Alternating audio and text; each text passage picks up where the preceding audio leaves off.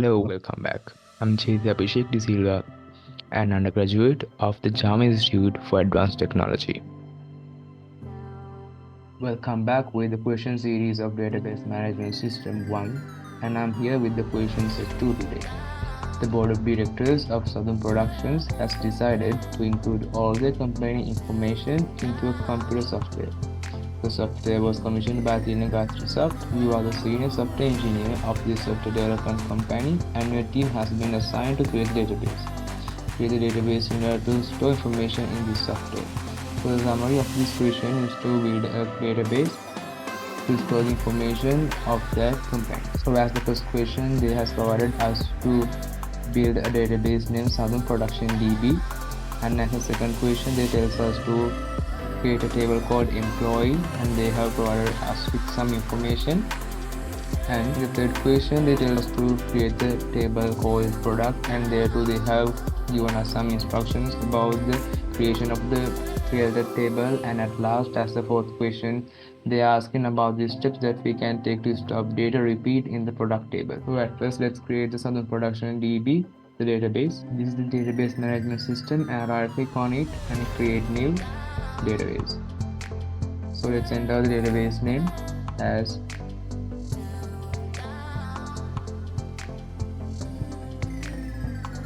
Production DB and click OK. Nothing to change here. Our database has created as Production DB here. So let's see about the question. So as the second question, they tells us to create the table called employee with the instructions they have given.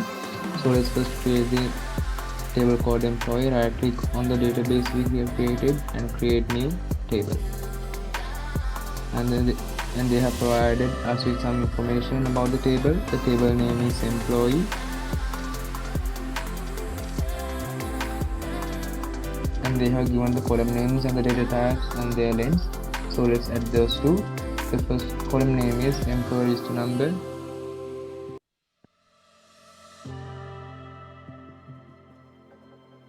and they have given the data type as voucher. Let's make it voucher, and then set it to 10.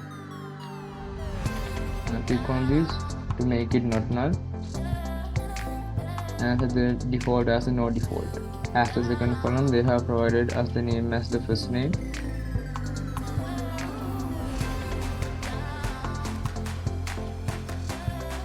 and the data type as voucher, and the length as 45, and also the last name field with the data type voucher and length 45, and then the gender with the data type voucher and length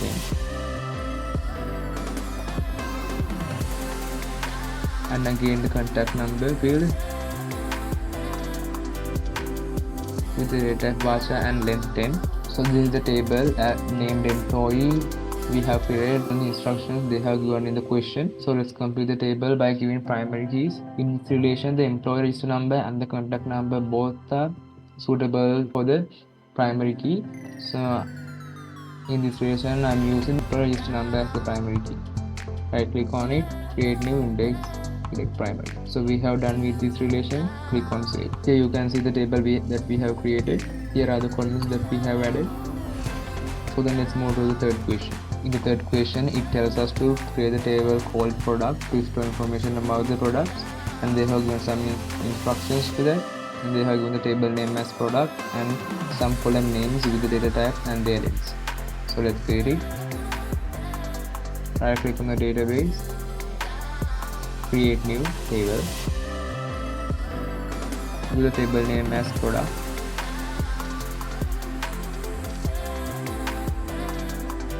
and add the columns as given in the instructions. The first column name is product ID with the data type voucher and in the length 10. Untick this to make it not null, and the default set it to no default, right? And then again the next column, product name,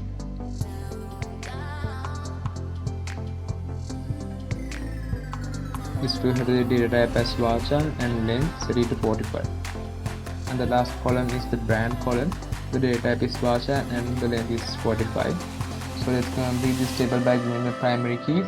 In this relation, only the product ID is suitable to have a primary key. So then let's give it the primary key. Right click on this, create new index, primary, and then save. So here you can see the product table has created. Here are the columns that we have created. So then let's move to the last question.